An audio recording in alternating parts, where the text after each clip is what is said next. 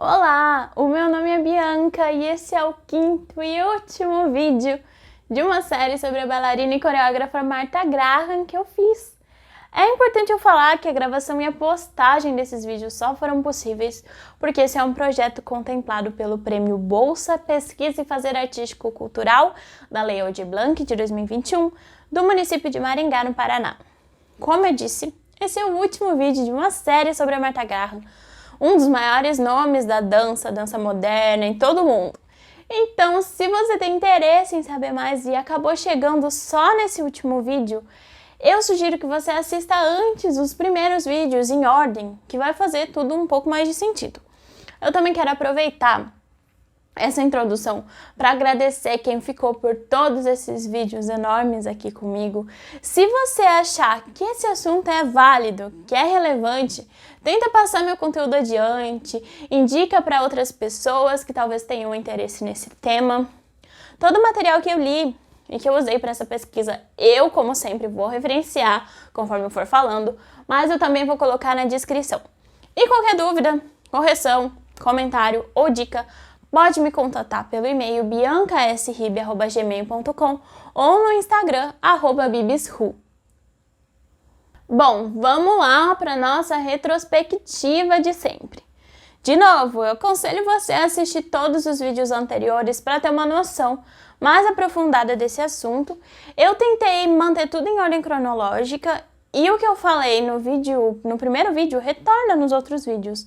Mas eu vou falar um pouco do que eu já falei em cada vídeo pra gente chegar no momento de agora, no momento que eu vou falar nesse vídeo, e pra te animar também pra ir assistir os outros vídeos.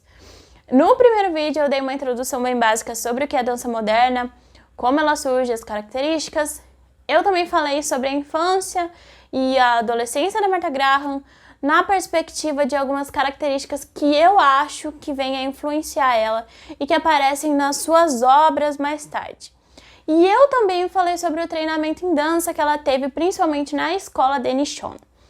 O segundo vídeo, eu tomei mais tempo para falar sobre a técnica em si, que ela desenvolveu, com termos técnicos mesmo. No terceiro, eu falei mais sobre o grupo que ela acaba formando, que se torna uma companhia de Graham, com a qual ela pesquisa e desenvolve sua técnica e monta seus trabalhos. Eu também continuei falando sobre a técnica e eu tentei falar um pouco em como ela aparece nos palcos através de alguns espetáculos. No penúltimo vídeo da série, eu misturei um pouco a vida de Graham com as obras para a gente entender com quais temáticas a técnica é aplicada. Lembrando que a técnica está sempre com a função de expressar a alma. Nesse vídeo, eu vou falar um pouco sobre os últimos trabalhos de Graham, o legado que ela deixou e como a sua técnica ainda sobrevive até hoje. O período que a Graham está agora começa a ser um período de perdas. A geração que mudou o mundo da dança junto com ela está envelhecendo e começa a ter as primeiras mortes desse pessoal. A Doris Humphrey é a primeira a morrer e pouco tempo depois, em 1964, Louis Horst morre. Eu não sei se vocês lembram, mas eu já falei dele aqui. Horst trabalhou muito tempo com Graham e com grande proximidade. É dito, inclusive, que eles tiveram um relacionamento que durou por um tempo. Em Martha, The Life and Work of Martha Graham, Agnes DeMille escreve que Louis Horst estava presente na primeira aula de dança que a Graham fez na vida. Ele compôs várias músicas para muitos espetáculos de Graham e ele dava aulas em conjunto com ela. Segundo DeMille, Graham disse que ele foi uma grande influência para a dança americana, não só a dança moderna, e que quem foi tocado por seus pensamentos tornou-se mais rico por causa disso. Ao mesmo tempo em que Graham perdia seus amigos e que se encontrava cada vez mais sozinha, os custos para manter a companhia se tornavam cada vez mais altos. Aquele grupo de mulheres que eu falei nos vídeos anteriores, que davam suas vidas para Graham e que topavam receber muito pouco ou até mesmo nada, tinha ido embora. Agora entravam homens e mulheres que queriam ser tratados como profissionais e queriam pagamentos justos por seus dias de trabalho. DeMille escreve que agora não tinham mais Nell Fischers ou Pearl Langs na companhia. A primeira ela aceitava de 15 ou 20 dólares assim por ano, e a segunda recusava qualquer pagamento, porque ela dizia que já ganhava demais por vivenciar aquela experiência. Eu acredito que nesse período as pessoas já chegavam até Graham com esse treinamento. Por um lado é ótimo que os artistas cobrem e recebam um valor justo por seus trabalhos, né? A gente paga aluguel, a gente não vive de arte, a gente precisa comer, precisa de transporte para chegar aos ensaios. Mas por outro lado, eu acredito que esses artistas que já chegam lá com um treinamento técnico mais rígido, né? E com a saída dessas garotas originais, a companhia passa a ter um caráter muito mais técnico e menos experimental do que ela tinha. Isso não é algo ruim, mas eu acredito que existe algo de muito valioso na experiência, né? Na pesquisa, na investigação como algo vivo e não totalmente estabelecido e imutável. Inclusive, DeMille cita que Graham costumava dizer que não existia isso de técnica da Martha Graham, não. Ela dizia que o que ela fazia era algo variável, que se expandia e que não podia ser pensado como algo fixado. Mas a verdade é que, nesse momento, a Graham começa também a ter medo de envelhecer. Eu acho que esse seja o medo de todo mundo que tem um trabalho que exige muito do corpo, né? Então é um medo bem razoável de se ter. Mas, né, vai para uma outra escala quando se trata de alguém como Graham, que tinha muita vontade de trabalhar. De acordo com DeMille, agora para trabalhar ela precisava de outros corpos, e esses corpos, por sua vez, estavam ficando cada vez mais caros. Claro, nesse momento a companhia de Martha Graham já era conhecida pelo mundo todo, e nos Estados Unidos era considerado um marco para a história americana, né? Tanto que em 1966 Graham recebe um título honorário de doutora na Universidade de Harvard. Então Graham recebia, claro, certo apoio financeiro de algumas fundações, mas as condições agora eram outras. Citando DeMille, as garotas originais de Graham trabalhavam por nada e seus figurinos custavam pouco.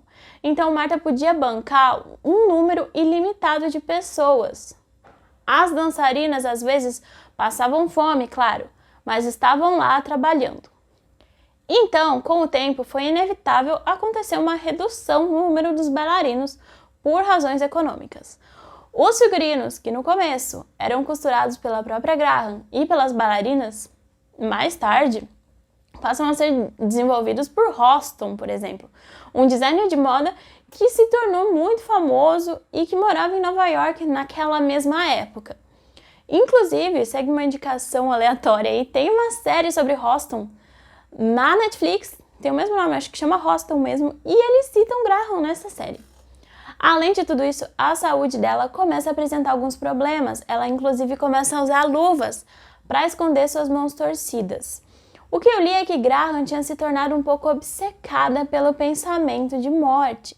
Ela teria dito a um de seu colega, né, Bertrand Ross, que para que ele morresse no auge da sua juventude e beleza, que ele não deveria esperar envelhecer para morrer. A verdade é que ela tinha pouca energia, mas nessa época ninguém ainda reclamava do seu trabalho, da qualidade do trabalho dela, porque isso ainda permanecia extraordinário. Com alguns problemas, né, de saúde se agravando, ainda que contrariada, ela foi forçada a começar a pensar em substitutos para os seus papéis em algumas composições. E DeMille escreve sobre como era doloroso para Graham ver outras bailarinas dançando seus papéis. Graham teria até dito uma vez que a única razão pela qual ela tinha se tornado coreógrafa era para que ela pudesse ter todo e qualquer papel que ela quisesse, né? Ter os papéis que ela quisesse. Em 1967 estreia Courtesy of Eagles, a história de Hecuba, que é descrito como a última palavra sobre guerra, falando sobre o luto pelos jovens e o reconhecimento da futilidade e maldade do mundo. De acordo com DeMille, agora Martha tinha aprendido sobre o luto verdadeiro, porque ele estava ao seu redor, né? Apesar de dançar Hecuba perfeitamente, existia muita pressão para que Graham se aposentasse. DeMille cita uma fala de Graham na qual ela diz: "Eu prefiro morrer. Eu morreria se parasse. Eu não posso continuar sem dançar." E de fato ela continuou dançando, mas sempre tinha que ter alguém por perto para dar um suporte. Ela não conseguia ir para o palco sozinha mais, porque ela já tinha mais de 70 anos nessa época e ela tinha um caso de artrite aguda. Mais ou menos nesse período, um crítico publica no New York Times, um jornal, né, que ela deveria deixar os palcos. E a resposta dela foi novamente que ela dançaria até quando ela quisesse. Ela tinha muita relutância em parar de dançar, parece que ela tinha muito apego com toda a sua obra, e não é por menos, já que é o trabalho da vida inteira dela que ela se dedicou totalmente a isso. DeMille até escreve que talvez Graham não quisesse que nenhum dos seus trabalhos sobrevivessem se ela não pudesse os dançar ela mesma. Mas apesar de toda a relutância, a Graham dança pela última vez em 1968. Aí chega um período ainda mais conturbado em que a Graham briga com um monte de gente, com colaboradores de longa data e com amigos de anos. Mas é claro, ela era Martha Graham, então ela achou novos alunos, novos discípulos e novos amigos. DeMille escreve que eles podiam não ser como os de antes, mas que eles tinham entusiasmo e energia, e isso era o bastante para que Graham continuasse a criar. Então a produção de novas peças continuava. Em 1973 é publicado Os Cadernos de Martha Graham, que eu até tenho aqui em casa em algum lugar, e se eu não me engano é a primeira publicação de um livro com algo escrito pela própria Graham. Só anos mais tarde, em 1991, que é publicada a autobiografia Memória do Sangue, se as minhas pesquisas estiverem certas mesmo. No Brasil, o livro parece que chegou só em 93. Mas voltando lá para 81, estreia Acts of Light, que eu considero o trabalho em que a técnica fica mais evidente, principalmente a última parte, que é chamada Ritual to the Sun, Ritual para o Sol, em português, que é inclusive definido no site da companhia como uma ode às salas de aula da técnica de Graham. Você consegue ver os movimentos quase como se estivesse assistindo uma aula, só que transferida para o palco. Em 84 estreia Rite of Spring, a versão de Graham do clássico A Sagração da Primavera. Esses são, se não os últimos, mas um dos últimos trabalhos que a Graham compõe. E é mais ou menos nessa época que a técnica, o nome e a escola de Graham passam a ser registrados quase como uma marca. Então começa a ter um merchandise, né? Começa a ser vendida camiseta, bolsa e outras coisas com o nome de Martha Graham.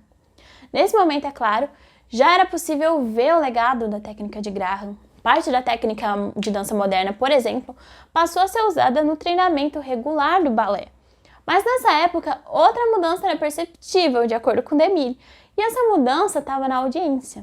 Porque agora a audiência já procurava por coisas diferentes, né? A estética e movimentação característica de Graham já não era mais a novidade para o público, e ele procurava coisas novas. A data de morte de Graham é 1º de abril de 1991, após dançar e criar até o último momento que foi possível. DeMille fecha o seu livro escrevendo: no começo tinha a palavra, antes disso o movimento, seu lar, seu chamado, sua alegria. Como eu disse, mais tarde nesse mesmo ano é lançada a autobiografia Memória do Sangue, um dos poucos registros escritos deixado por Graham mesmo sobre o seu próprio trabalho.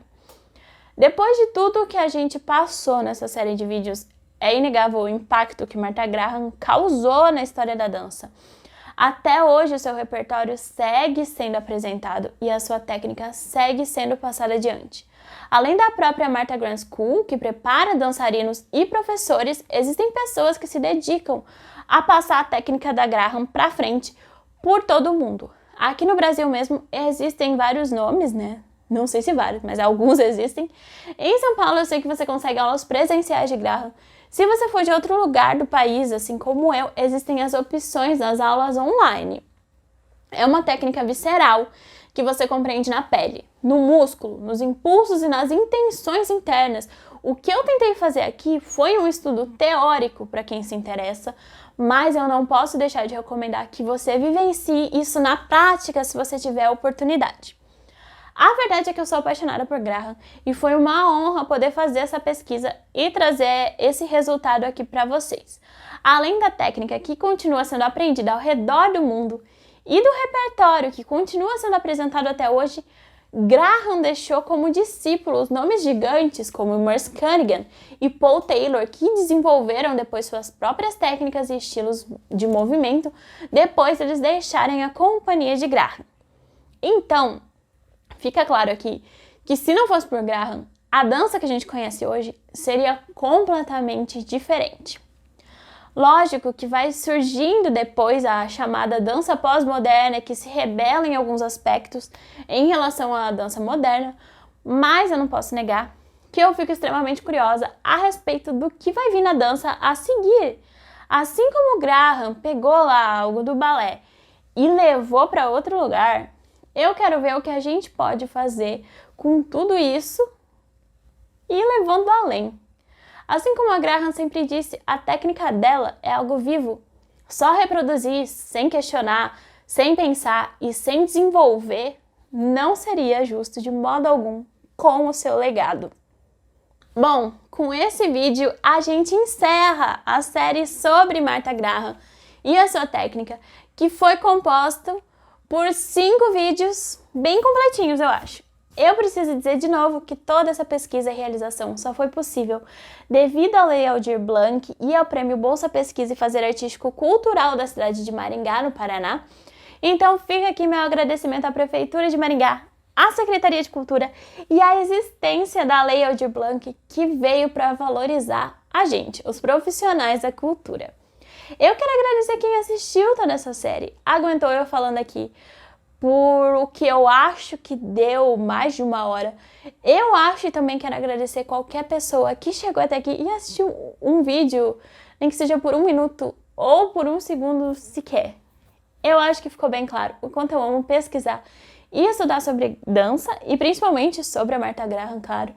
E eu espero que com esse projeto eu traga o nome dela para mais pessoas. Eu espero que vocês tenham aprendido algo novo comigo, como eu sempre digo. E qualquer crítica, dúvida, sugestão, dica ou qualquer coisa, eu tô 100% disponível. Vocês podem entrar em contato comigo pelo e-mail biancasribe@gmail.com e no Instagram em @bibisru. Por enquanto é isso. Muito obrigada novamente. Eu espero poder conversar com alguns de vocês que assistirem esses vídeos e a gente se vê por aí. Tchau, tchau!